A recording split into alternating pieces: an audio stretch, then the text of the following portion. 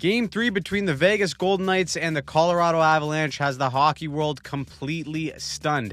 Colorado has the new worst choke of these playoffs as Vegas flipped the script and has the Avs on the verge of getting swept. No one expected this to happen, and now this Vegas team is on the edge of going to compete for its second Stanley Cup.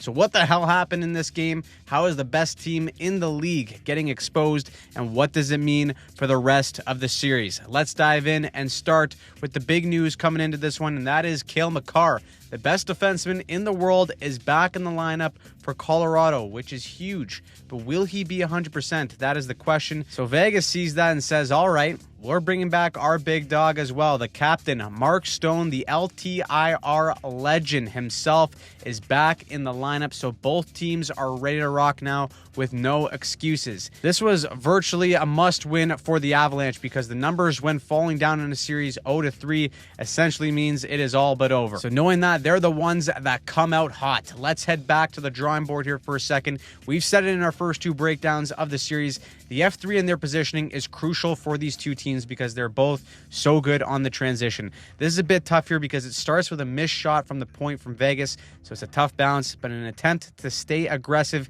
and hem Colorado in, the Vegas D pinches down without full F3 support. But this is a perfect little chip play by McKinnon. Just advance that puck, knowing that the F3 for Vegas isn't there for safety. And then in coming in hot is Devon Toews. He shows a little big boy hockey and elbow grease, just drops the shoulder like it's Game 7 mini sticks in the basement against your brother, and he gets one on net. And who plays cleanup? The captain, Gabriel Landeskog. 1-0 Colorado. Big start. Now, one of the biggest pros about Makar being back in the lineup is how he can help the Avs on the breakout. You can see early on how important he is to setting up clean breakouts to rush opportunities for Colorado. And more importantly, he slots everyone into the right spot on the D-core, including Josh the Marilyn Manson himself, who says, I could be Cale Makar too, why not?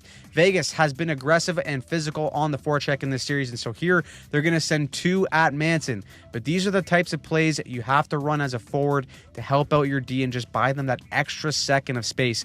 Look at Dwayne the Brock Nelson here. He's going to just get in the way of this Vegas forechecker to buy Manson that extra second. But Manson's still got to beat his guy, so he makes a little slip play to the inside. Not bad for the big man, and then a stretch pass right to Natchez. Backhand, no-look feed to Nazem Kadri. Catch, release, bang. 2-0 Colorado, and that is more like their game, using their speed and support to break out and then creating offense off the rush. That is Avs hockey.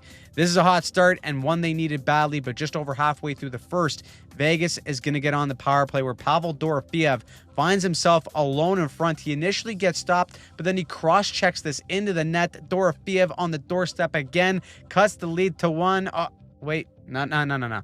Stripe says no way. He hit it in with his glove, but did he? I mean, here, it looks like he got the stick on it. I don't know why, but we got to call Gary. So they go on the phone, run up the phone bill, and deem it no goal. The NHL released a statement after saying he used his hand to bat the puck in, which caused the puck to illegally enter the Colorado net. All right, tough bounce, but they still have the power play. Vegas, they run a 5-4 power play, so they get a little horned up here at the line, trying to keep this in, even though the Avs have full possession. Marner, swing, miss. Stone whiffs as well, and all alone is Jack Drury. Forehand, backhand, goal. Shorty, what a swing in this game. From getting a goal on the power play to getting scored on shorthanded, Colorado has taken a 3-goal lead heading into the second period, and they look firmly in control. But ladies and gentlemen, if you've ever seen a John Tortorella intermission speech, I highly recommend checking it out after this video just to get a little bit of a vibe of what it's like.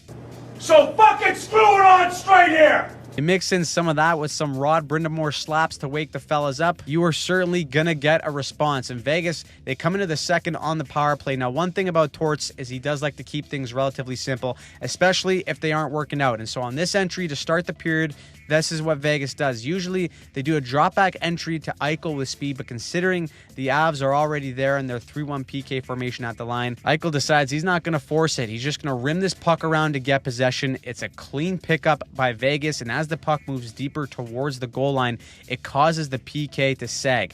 2 quick passes high, finds Marner, who has all this space, and this is playoff Mitch Marner we're talking about. He's Mario Lemieux right now. Slap pass right to Mark Stone, and this guy is always in the right place at the right time. One of the smartest players in the league. He still skates slower than my Nunna, but it doesn't matter. He's all about the high five on the celly too. Big high five guy. Love it. Vegas scores in the first minute of the second, and now they've planted the seed of doubt in Colorado. Now, 3 minutes later, Marner is at it again. The Avs play a man-on-man system, and knowing this, he's going to pull the coverage away from the net to just spread everything out and then just take his chances with a shot on goal with Vegas, hoping to win their one-on-one battle at the net and make a play. But this is where Scotty Wedgwood kind of gets himself in a little bit of trouble. This is a muffin from Saturn. It's a far shot. You probably want your goalie to catch this for a whistle. Instead, he tries to blocker this out to a teammate to maybe spring a transition play, but there's just too much going on. It's bobbled. Colorado loses their coverage for a split second, thinking everything's going up ice, and Wild Bill Karlsson jumps all over it to make this a 3-2 game.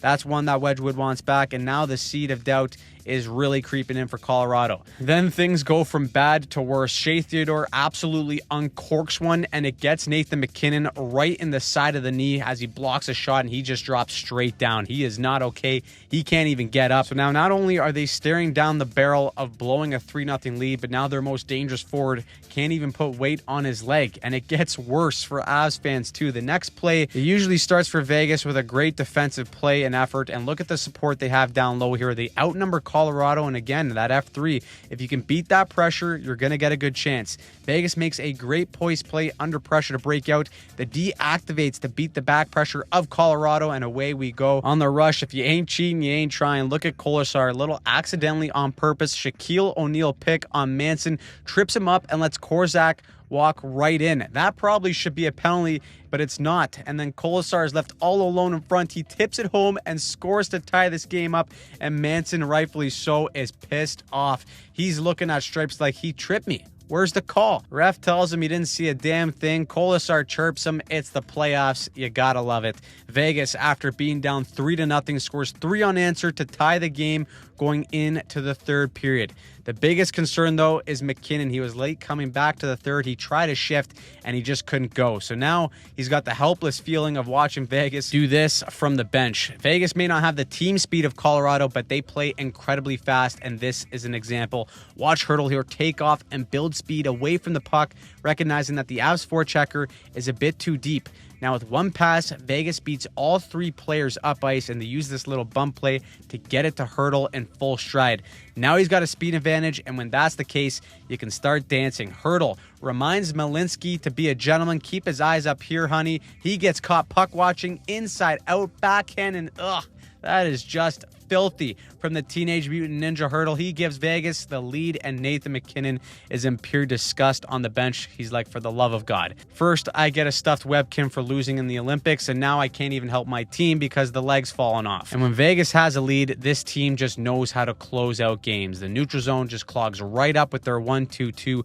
Their gaps are perfect. They support each other so well in their own end to avoid any overly dangerous looks. And as time winds down, Brett Howden, Wayne Gretzky, gets another goal in these playoffs with the empty netter. That is his 10th of the postseason, and that seals it.